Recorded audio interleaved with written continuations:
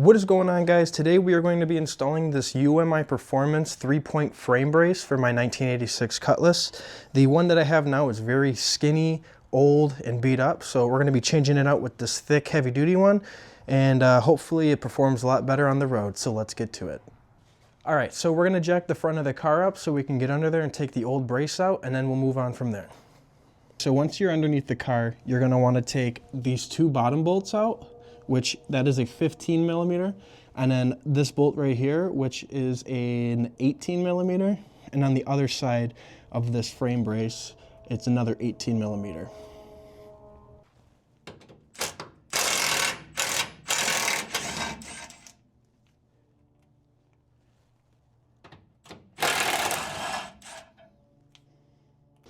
So you're going to need a deep 18 socket, 18 millimeter, and an 18 millimeter wrench. You're going to need to get in here because there's a bolt that you have to hold while you zap this one out.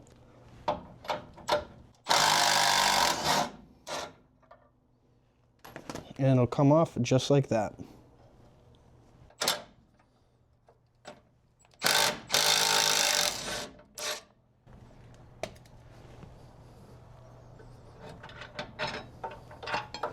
And just like that, it's out. Now you can see what I just took off wasn't even a piece of, it's not even a whole unit. It literally is just two bars that are connected from the frame horns to the actual frame. But these are a lot skinnier, and I wouldn't say cheap, but it's not going to add that much strength, and it's not going to help with cornering and the overall structure of the frame. And you can see that the UMI brace is an actual three-piece or 3-point brace here. It's a lot thicker, a lot more heavy duty, and you can definitely just tell by looking at it that it's going to handle a lot better on the road and add a lot more structural strength to the frame. So let's get back to putting it on, and let's see how it goes. Alright, so the kit that they give you to reinstall the bar is standard. So it's going to be 3/4 inch, and we're just going to try to maneuver this up here. Just hand tight is fine. And then we'll move on to the next one. Something I didn't take into account for were these transmission cooler lines. So I'm gonna have to bend this a little bit just to get these through, because the bar would be hitting right here and I don't want to cramp anything. So I'm gonna have to get these through this little slot right here so it sits in between this. So give me 1 second. There you go, just like that. So it's sitting.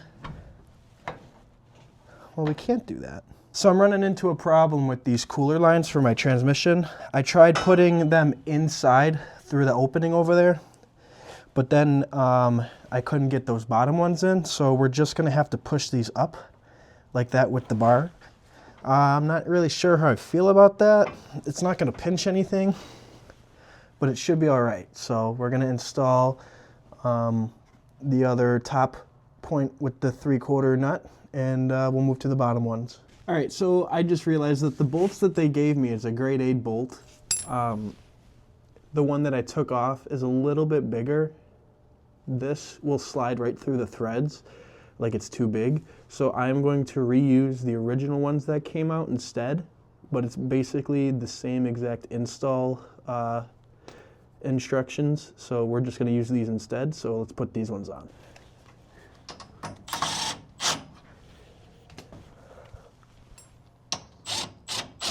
I also did have to drill the washers out a little bit. So my mic died, so I'm just using the audio off my phone, but I put those two, I zapped those two down, those are both good.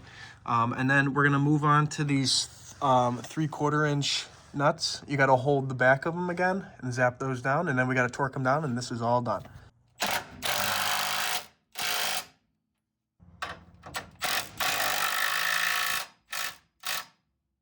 Okay, so now we're going to torque everything down to 38 foot-pounds, and we are all done.